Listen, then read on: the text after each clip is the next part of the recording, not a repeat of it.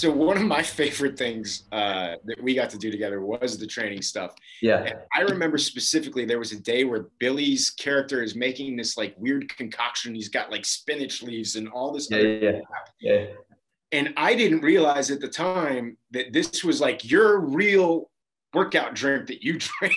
I thought Props was just giving me all this crap to throw into a blender. And I'm like, and then you drink it. And I'm like, well, no. And you drink it. And you're like, no, dude, that's my workout. Like, I drink this. And you were like, this is a great workout concoction. But Yeah. it was just the most vile looking stuff on the planet to me.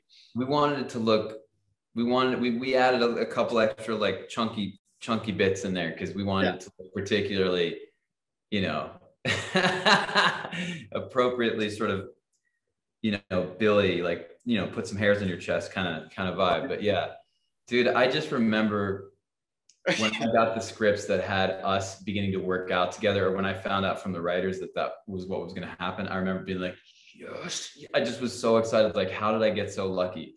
I remember we never really had a chance. Like, we were there in practice and we were there on the sidelines. We never really had a chance to, you know, the worlds didn't intersect that directly. Yeah. I felt so fortunate, man. It was so fun. I remember, because you were dating Becky, and Becky's living with the Riggins family at this point in time. And I remember there was a scene, and I think they cut it, but there's a scene where your character, Luke, shows up to the door and he's asking if Becky's home. Mm-hmm. And I had a bunch of chewing tobacco in my mouth, and I remember, wait, they cut that? Did they cut that? No.